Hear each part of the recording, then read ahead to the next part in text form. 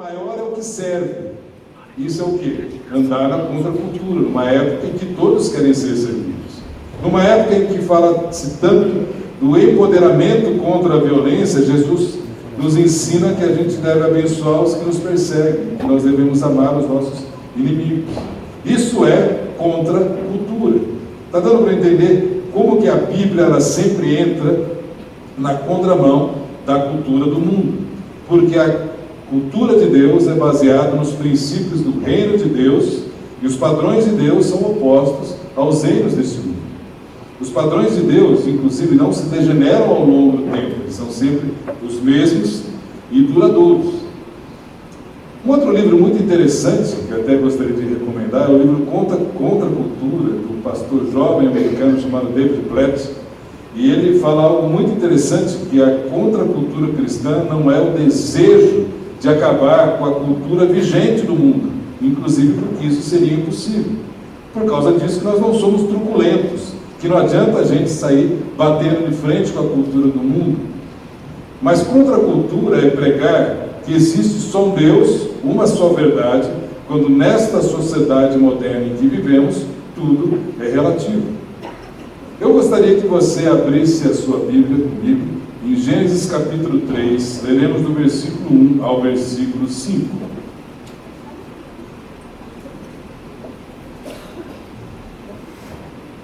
Gênesis capítulo 3, leremos do versículo 1 ao versículo 5.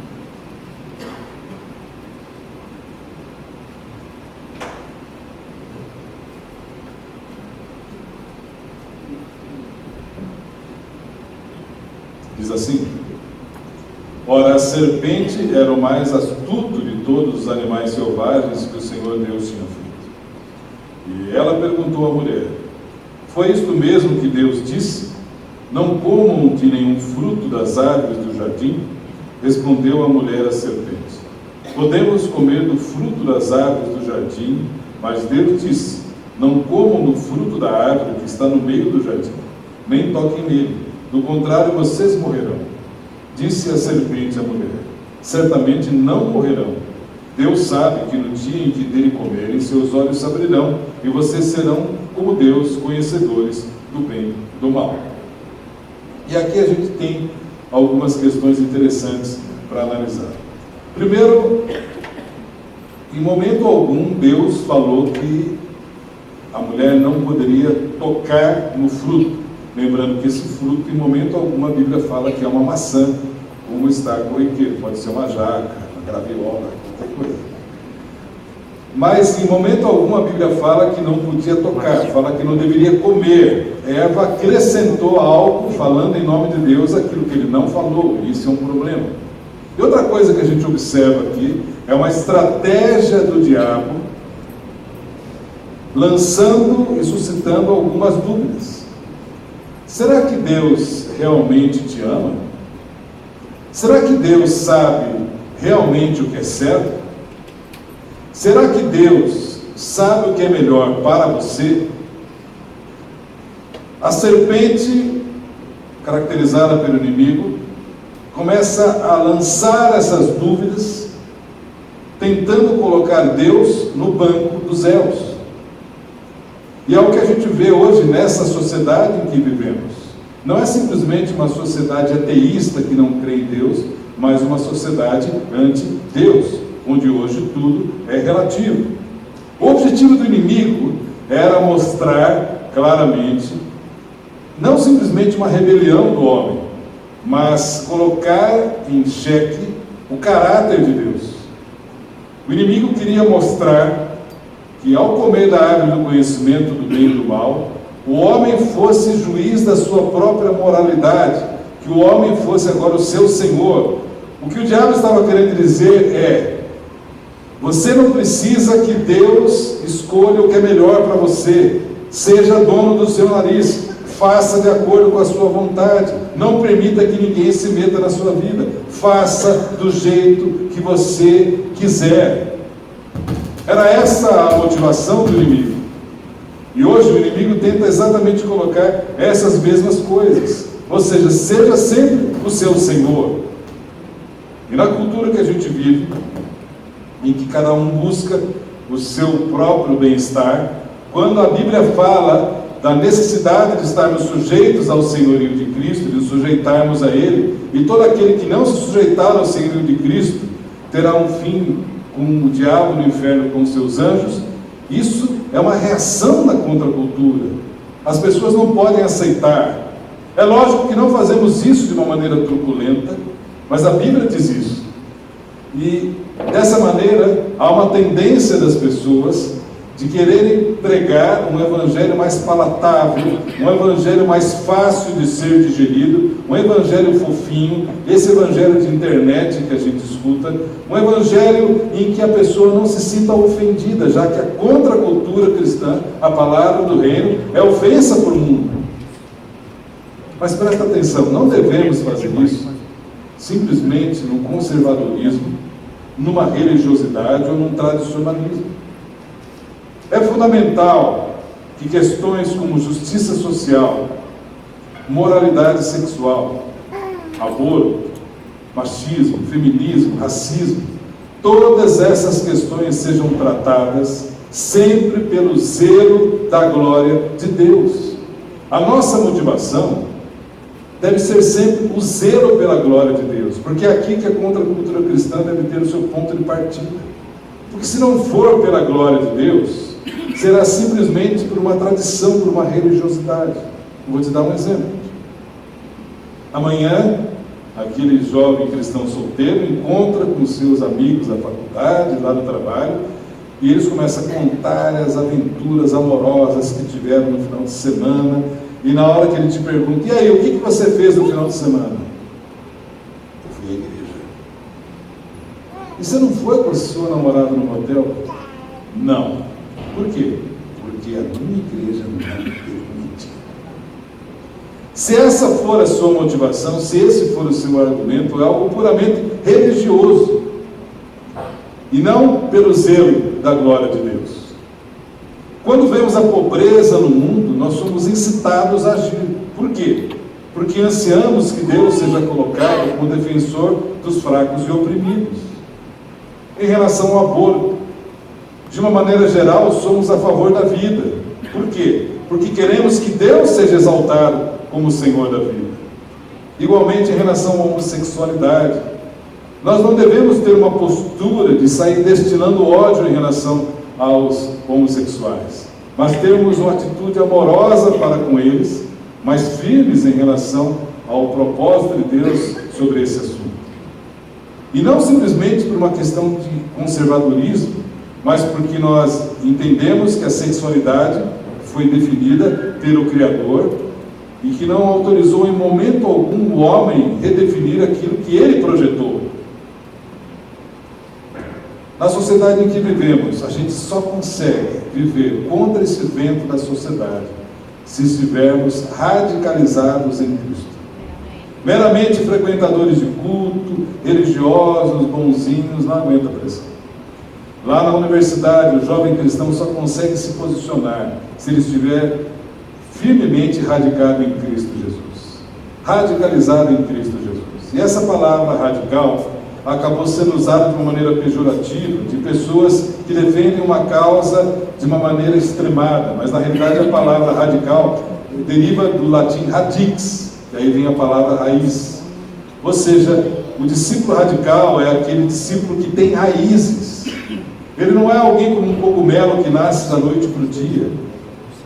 A árvore vai crescendo para cima, vistosa, bonita, mas vai crescendo para baixo. Raízes que lhe deixam firmados.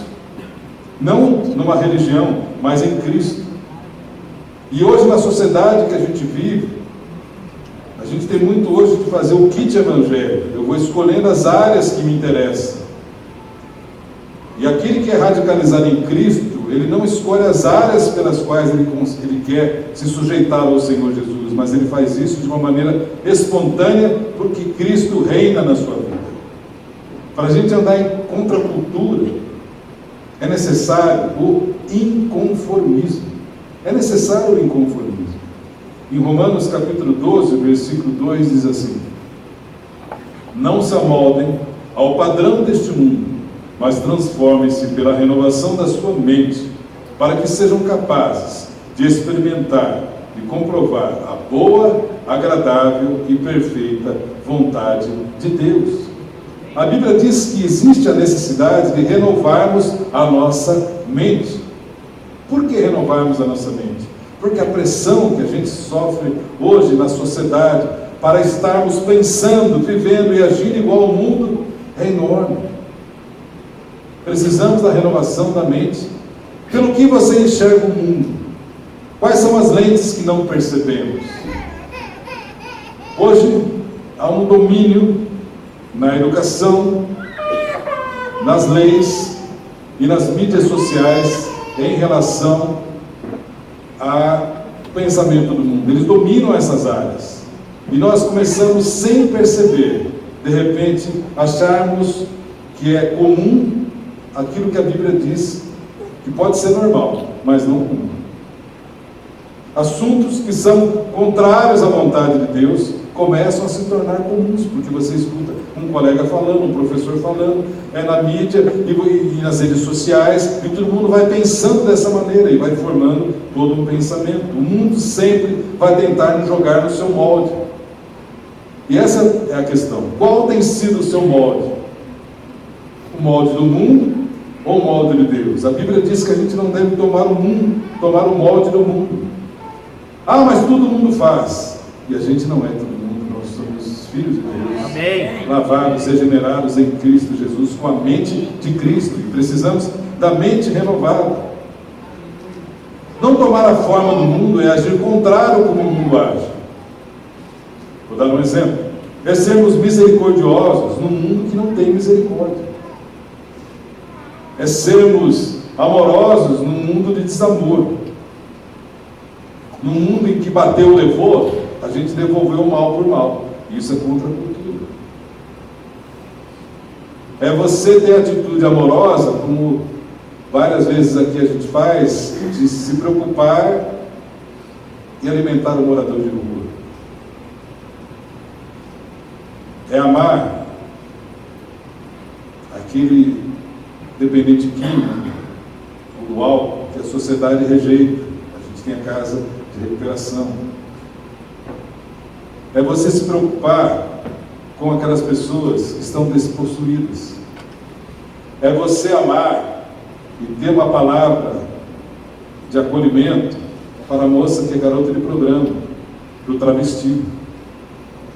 Há alguns meses atrás, nosso grupo familiar, junto com os Chamados para Fora, naquele projeto de distribuição do Marmitex às noites, além da gente ser muito bem recebida respeitosamente pelos moradores de rua, algo que nos chamou a atenção é que quando a gente parou ali no centro de Guarulhos, onde tinha os travestis, acostumados a serem explorados, acostumados a serem xingados, acostumados a serem sempre agredidos, na hora que a gente parou e oferecia o alimento, os caras ficavam olhando para a gente, desconfiavam.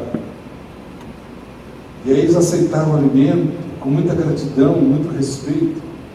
Por quê? Isso é contra a cultura cristã. Isso é a gente pensar diferente de como o mundo pensa. Esse é o nosso chamado, a vivermos dessa maneira. É mais do que ser religioso, é mais do que ser membro da comunidade, é mais do que ser evangélico. Porque existe essa dupla responsabilidade. O Senhor nos chama a vivermos nesse mundo, mas não somos desse mundo. Jesus orou: não peço que os filhos do mundo, mas os livres do mal. É a responsabilidade de andarmos como sal da terra e luz do mundo. Agora, há uma pressão do mundo, há uma pressão dessa cultura vigente. E há tendências contemporâneas que ameaçam nos tragar, às quais devemos resistir, que querem nos levar a sermos iguais. E como devemos resistir? Quais seriam essas tendências contemporâneas? Primeiro é o pluralismo, vem da palavra plural. Ela rejeita as alegações cristãs de perfeição e singularidade de Cristo e entende a tentativa de converter qualquer pessoa ao que julga simplesmente ser a nossa opinião. Olha, você falar que Jesus hoje em dia é o único caminho, a única verdade, é inaceitável para mim. Porque eles não aceitam que nós temos a única verdade. É uma linguagem ecumênica, inclusivista. Como eu já ouvi várias vezes, gente falando, não importa o nome que você dá ao seu Deus, Ele é um só. Chame eu você de Deus, de Alá, de Ogum ou de Buda. Esse tipo de linguagem absolutamente é uma linguagem pluralista, que não aceita Jesus como única verdade. Nós não podemos entrar nessa. E eu vou passar um vídeo agora, o Wagner vai colocar um vídeo, eu gostaria da sua atenção. É um vídeo muito interessante da Fernanda Souza. Ela é uma influenciadora tecnológica, uma youtuber famosa, uma atriz global. E ela tem lá um canal no YouTube e ela vai falar aqui algumas coisas que revelam muito bem como um protótipo desse pensamento pluralista dos dias de hoje. Presta atenção no que ela vai falar, presta atenção. Fala, Fernandinha!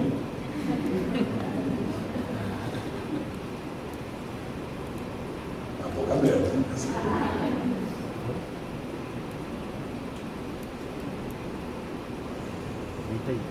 That's what I love. That's what I love. Love keep for you. That's what I love. That's what I love. Olha aí o vídeo de hoje, que é sobre um tema que eu já andei falando aqui no canal com Bruna Marquezine, quando falamos sobre fé, sobre a nossa relação com Deus. E aí hoje eu decidi contar um pouquinho como é a minha relação com Deus, que eu acho que vocês já perceberam que eu vivo falando sobre isso, que eu posto isso em tudo quanto é lugar, que falo. Então, vamos ver se isso é bom.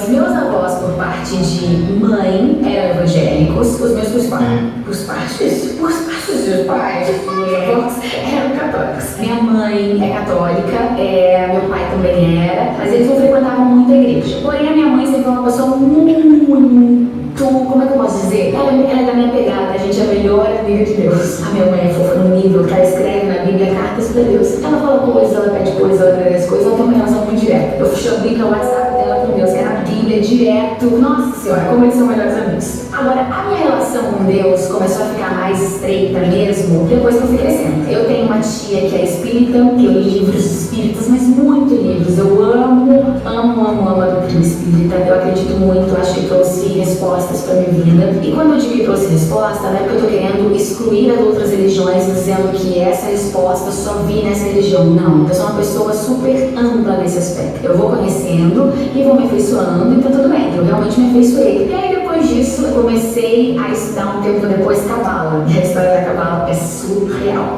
Vou contar como ela surgiu na minha vida, que foi muito engraçado. O Eric Martin, quando eu fazia uma novela com ele, me deu um CD de Cabala. Um CD, Fernanda? Era um livro mesmo, querida. Eles não lançaram o CD da Cabala ainda. Ele me deu um livro que se chama O Poder da Cabala, que é tipo, acho que o principal, um dos principais livros da Cabala. Eu olhei na época, Madonna falava muito Cabala, eu falei, Cabala, tá bom, entendi, olha, tá bom, vou ler, vai ser muito legal. Eu falei, tá bom, guardei aquele livro no quarto. Um belo dia eu estou com Júlia Faria lá em casa e a gente estava conversando na varanda, ela falou sobre Cabala. Eu falei, é verdade, eu ganhei um livro dessa função, tem tudo a ver com o que você pensa. Ela saiu de casa, deitei na cama e falei, e o livro? Vou antes de dormir. Abriu, menina, eu comecei a ler primeiro capítulo, segundo capítulo, o que é isso? Respostas de tudo que eu pensava. Eu falei, caraca, eu li o livro inteiro. Terminei de ler, eu falei, quero mais livros desse assunto, quero estudar Cabala. Fui lá no final do livro e fui procurar uma editora, uma coisa do tipo. E tinha lá o endereço do Cabala Sempre. Ok, no dia seguinte, eu acho que 2 dias depois, fui pra casa de um amigo meu que fez uma reuniãozinha no Flamengo. Tava pra poder, eu falei, nossa, sabe que eu descobri Cabala, meu filho, um livro ontem, o Poder do Cabala, melhor coisa do mundo, tô até caçando o Cabala Sempre pra poder ir lá comprar outros livros. Ele falou assim, não precisa caçar muito não. Eu falei, por quê? Ele falou, porque é aqui nesse prédio. Eu falei, gente, se isso não é um sinal para eu estudar Cabala, eu não sei o que é. Eu podia estar em qualquer prédio no Flamengo, na zona sul inteira do Rio de Janeiro. Eu estava no prédio do Cabala Sempre 2 dias depois de ter lido o livro. No dia seguinte eu liguei para ela, moço, pelo amor de Deus, você não sabe. Contei toda a história para ele. Falei, quero fazer o curso. Mas ele, mas ele já começou, ou ia começar alguma coisa assim, acho que eu já não tenho vaga. Tem uma pessoa que talvez desista. Vamos ver o que a gente consegue fazer. Eu falei, moço, você não tá entendendo. Quando eu contei pra ele a história, ele falou, olha, vou te dizer uma coisa, normalmente a Cabala aparece pra você. E ela apareceu. Então, se ela apareceu desse jeito, é porque você tem que fazer esse curso. Vamos tentar essa vaga. Assim, eu falei que não era nada, só liguei o telefone, moço, tem nada. Uma semana depois eu tava fazendo o curso. E aí você pode falar, mas o que é? Sobre religião? Se eu puder te resumir o que é a Cabala, que é o curso que eu fiz de Cabala, é um manual da vida, de como lidar com tudo. Só pra você ter uma ideia, numa das aulas que a gente fez, a gente fala falava sobre como lidar com o seu chefe, com as pessoas que você tem problema, é como você não reagir negativamente, é como você ser proativo, é como você ser positivo, enfim, mudou a minha vida. E aí depois disso a minha relação com Deus foi aprofundando muito e eu sempre pedia para Deus, alguém, eu queria muito casar com alguém que acreditasse em Deus como eu acreditava. Ele muito generoso, me mandou uma pessoa que quase que separa, Thiago André já construiu uma capela na cidade que ele foi criado, então Deus não atendeu mesmo esse pedido. Aí eu falei, como é que você faz? Eu também queria ter esse relacionamento mais próximo. Olha, tem sempre um lugar que eu vou toda semana e aí eu pego todo esse percurso do carro até esse lugar pra falar com ele. Tá, pode parecer meio tipo, mas só uma vez por semana? Não, eu falo com ele em outros momentos. Mas tem um dia da semana, minha filha, que a gente vai com a conversa. Olha, obrigada por ter percebido, Deus correr aquilo, por aquela situação que deu muito resolver, você pode me ajudar? Aí tem toda uma manutenção da semana com Deus, é maravilhoso, recomendo. Escolhe um lugar que você faz sempre, que você tem uma rotina e pega aquele caminho pra falar com Deus. É incrível. Agora, a relação com ele mudou de verdade. Quer dizer, eu acho que abriu um portal pra mim. Teve um Réveillon de 2 ou 3 anos atrás, não vou saber precisar, acho que 2, que eu passei bem a virada, mas no dia seguinte eu acordei muito estranha. Um aperto no coração, uma tristeza que não sabia de onde vinha, porque eu também já sou uma pessoa muito feliz o tempo inteiro. Então quando eu fico num momento triste, eu simplesmente não tento jogar pra debaixo do tapete, eu paro e me ouço. O que tá me deixando triste? Só que eu não achei nenhuma resposta. Ok, fiquei 3 dias na tristeza. No quarto dia, Bruna Marquezine foi lá pra casa. A gente sentou uma de frente pra outra. Eu falei, amiga, eu não sei o que tá acontecendo, eu tô muito triste. Angustiada, eu falei, nossa, a gente se conheceu mais ou menos um ano e pouco. Ela falou, nunca te vi assim. Eu falei, então, tô angustiada. Expliquei tudo. Ela falou, peraí, eu vou colocar um louvor pra você ouvir. Pegou o celular, deu play numa música, eu abaixei a cabeça e comecei a ouvir. Quando eu levantei e olhei pra ela, eu só sabia agradecer. Falei, muito obrigada. Eu acho que eu chorei tudo que eu precisava chorar. Daí, eu não sei explicar, gente, porque Deus é muito bom. Virou uma chave na minha vida. Eu falei, cara, eu tô bem. Meu Deus, obrigada. E a gente começava a levantar em volta da mesa, correr de um lado pro outro. E ela falava, você tá bem? Tá vendo? Porque é um Deus de milagre, é um Deus misericordioso. E a gente girava em volta da mesa, gritando, oh Deus, Deus é incrível, Deus de milagre. E a gente corria, aí foi pro jardim e corria, e aí gritava. E daquele dia em diante eu falei pra ela, que música é essa? Quem canta essa música? Pelo amor de Deus, me apresenta. Ela falou, essa música é um louvor da igreja evangélica que uma amiga minha cantou, porque a gente tem um grupo que é uma célula, que é um grupo de oração, e que toda vez que eu vou na célula eu gravo ela cantando pra minha vida. E foi essa música que eu te mostrei. Eu falei, cadê essa célula? Eu preciso disso pra viver. Aí eu fui pra essa célula, gente, vou falar, eu nunca senti uma conexão tão, não sei explicar, claro, eu já senti muitas conexões, mas aquele dia foi diferente. Tantos jovens louvando pra Deus, assim, no final da célula, eles deixam tudo escurinho, assim, e eles começam a cantar, a louvar de olhos fechados. E eu nunca tinha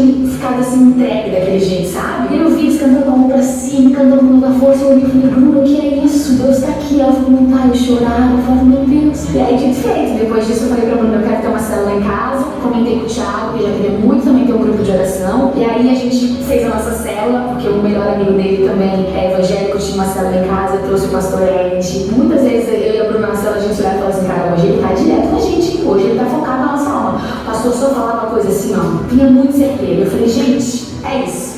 Agora eu tô mudando pra São Paulo, ainda não tenho uma célula aqui, mas eu amo ter essa conexão e eu amo poder ser livre em relação àquilo que eu acredito. Eu sei que você pode não fazer parte de religiões que eu falei aqui, não acreditar, mas eu sei que você não vai me julgar, porque não é o nosso papel julgar, quem julga é Deus. Eu acho que o amor aqui, tem que estar acima de todas as coisas. Eu aceito a religião dos outros, assim como eu quero que aceitem a minha. Tudo que eu disse aqui não é a mais pura verdade, é a minha verdade, é o que eu acredito. Não acho que você tem que fazer isso, nem agir dessa maneira, nem acreditar no que eu falei. Só estou te contando o que eu acredito. E realmente, ter Deus como melhor amigo é a coisa mais importante da minha vida, mais importante do que tudo. E eu quero muito que as pessoas sintam isso, então eu sou muito grata a todo mundo que passa meu tempo no caminho. A Bruna, que me melhorou essa conexão, ao meu marido, que também está sempre presente, a minha família, a minha mãe. E é isso. Espero que todo mundo já consiga sentir a presença de Deus dessa maneira, ou daquilo que você acredita também, né? Porque pode ser Deus, pode ser o universo. Enfim, pratiquem a fé, pratiquem o amor ao próximo, o respeito, a empatia. Não julguem a religião do outro, não julguem as escolhas do outro, apenas amem, porque é só o que o outro precisa. É isso, acho que eu falei tudo. Sabe que eu falei só todo mundo nesse vídeo? Porque eu queria falar tudo que ele acha bonito. Obrigado. Acho que eu falei, sabe? Bem, ela é uma influenciadora, uma pessoa muito carismática, né, com toda a sua expressividade feminina. Ela passa, né, toda uma visão que é um protótipo da visão pluralista de hoje, né? E algumas coisas a gente pode destacar. Primeiro, essa visão inclusivista, né? é aquela salada, né? Vem o católico, o espírito, o cabala, o evangélico, tudo que aparece na frente. Veja que interessante, mesmo que essas colocações elas sejam antagônicas uma com a outra, mas ela vai abarcando tudo, ela vai colocando tudo dentro do seu kit religião. E ela deixa claro que no final é a minha verdade. Não é essa a verdade, era a minha verdade. Ou seja, é um Deus adaptado à minha necessidade.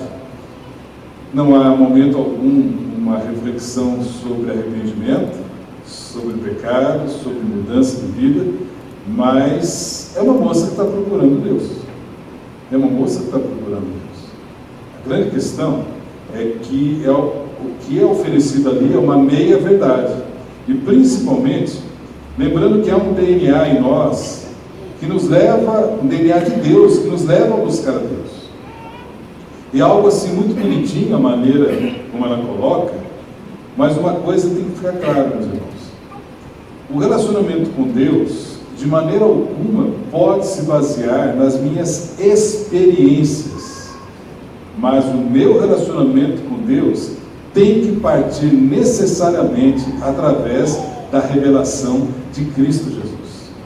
Porque nas minhas experiências, com os meus conflitos, com as minhas debilidades, podem ser experiências adoecidas. Deus não se revela através das minhas experiências. Deus só se revela através de Cristo Jesus. E essa verdade compreendida e vivenciada. Por isso que Jesus fala lá em João 14, 3, que ele diz: eu sou o caminho, a verdade e a vida.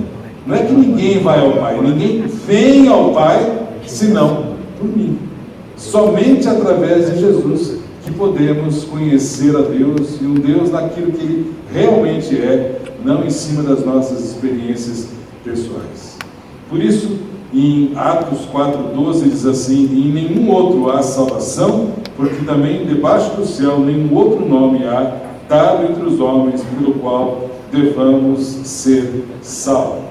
Então, a nossa visão, a contracultura cristã, a gente não pode aceitar essa visão pluralista, porque ela contraria a palavra de Deus. Uma outra tendência é o consumismo, que não é apenas uma aceitação do mundo material, mas sim uma preocupação com coisas materiais que podem abafar a nossa vida espiritual.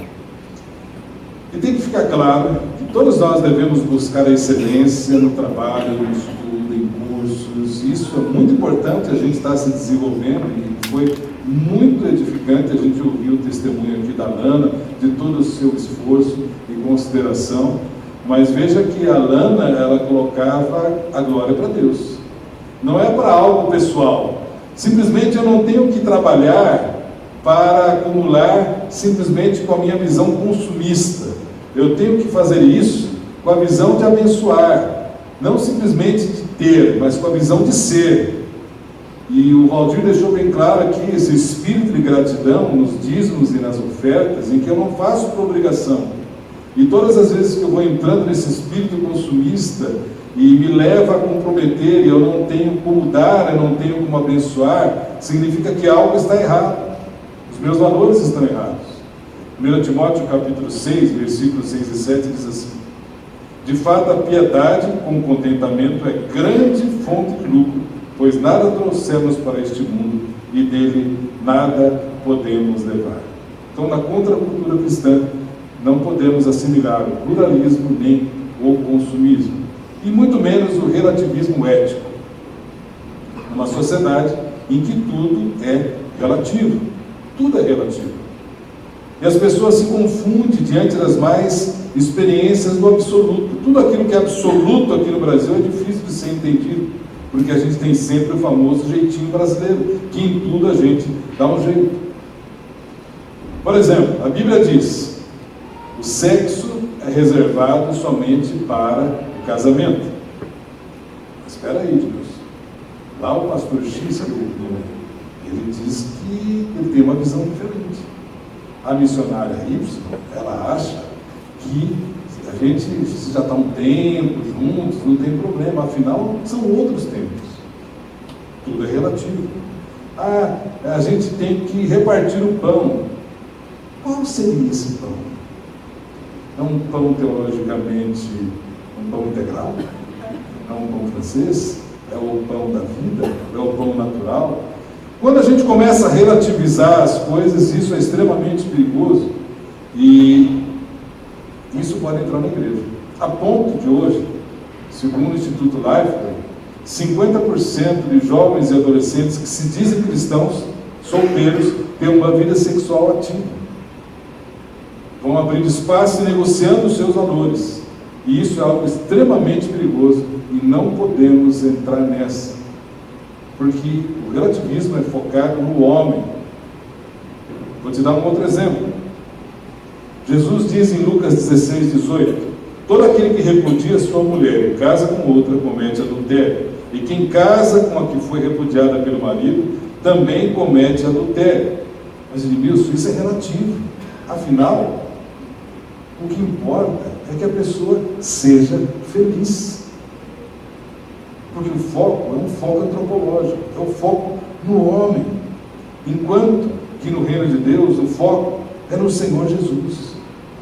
E é claro que a gente não deve rechaçar essas pessoas, lógico que devemos ter uma posição acolhedora e amável diante delas, mas nós precisamos, acima de tudo, acolher essas pessoas e ajudá-las para que, na direção do Espírito Santo, tomem a atitude de fazer aquilo que deve ser feito. Porque senão, o grande perigo é a gente começar a orar por coisas que Deus já fala na sua palavra. Senhor, qual é a sua vontade a respeito de tal assunto? Leia a Bíblia. Ficamos preocupados com 5% da vontade de Deus não revelada e esquecemos os 95% já revelado. E como eu faço? O que eu faço para aplicar, para saber se o que eu estou fazendo tem uma aplicação bíblica? Como saber se o que eu estou fazendo e aplicando está certo? O senhorio de Jesus é fundamental para o comportamento do cristão. Essa é a base da nossa vida. Assim devemos fazer a pergunta: quem é o Senhor nessa situação? Ou seja, isso que eu estou em dúvida, vai glorificar o senhorio do Senhor Jesus ou será para minha conveniência? Se é para minha conveniência, se é para o meu eu, está fora do foco. O foco é o Senhor Jesus. O reino de Deus não aponta para o homem, aponta para Jesus. João 14:21 diz: aquele que tem os meus mandamentos e lhes obedece, esse é o que me ama. E aquele que me ama será amado por meu Pai, e eu também o amarei e me revelarei a ele. Além disso, a bênção da autoridade espiritual no corpo de Cristo. A vantagem e a bênção da gente não caminhar sozinho, por isso a gente vive em relacionamentos, em comunidade. Por quê? Porque Deus fala através do corpo. Precisamos aprender a ouvir a Deus através do corpo. Quando você começa a falar, Deus falou comigo, na minha experiência pessoal, e não está aberto à correção e à orientação do corpo, corremos o risco de nos enganarmos. E o último ponto é o individualismo. Pois no individualismo a vida é um projeto pessoal. É um projeto pessoal. Ela tem algumas características. A primeira delas é o narcisismo. Narciso é aquele personagem da mitologia grega em que ele se achava tão fantástico, tão maravilhoso, tão belo, que um dia ele ficou observando o seu reflexo na água e ficou tão absorto pelo seu reflexo que ele caiu na água e morreu afogado.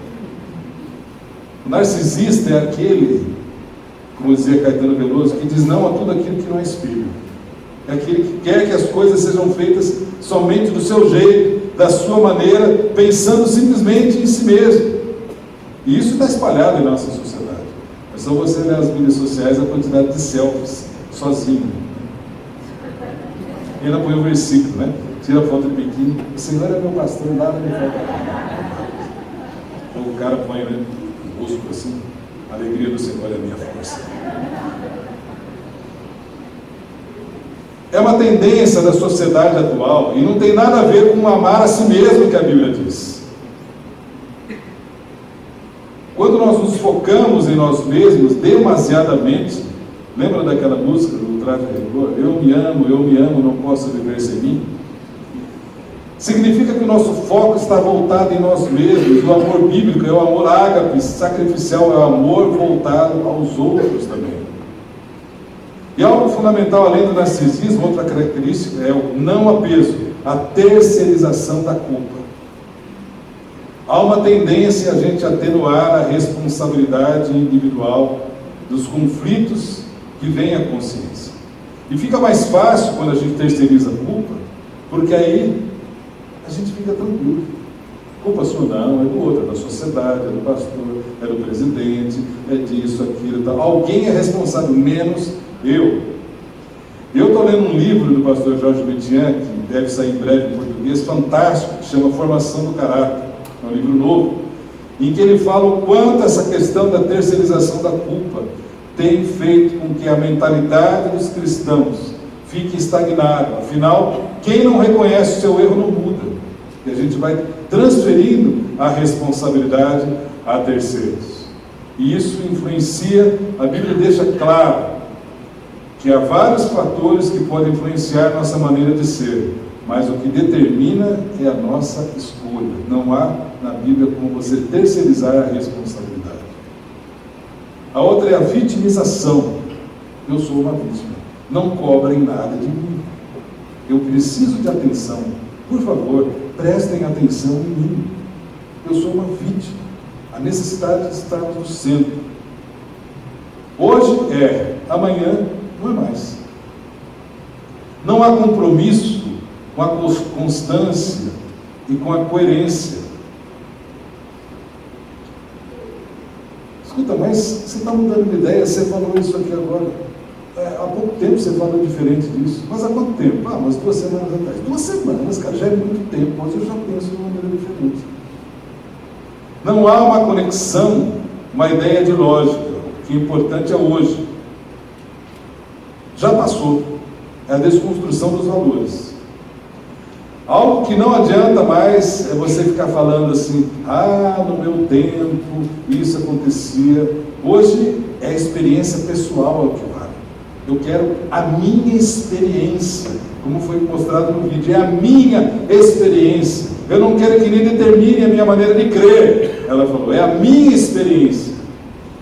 Eu posso frequentar a igreja, ser cristão, ler a Bíblia, mas é a minha experiência. Não importa que a Bíblia diz tal coisa, não importa que o cristianismo fale tal coisa, que é a vontade de Deus, eu sigo a Jesus, mas é do meu jeito de ser.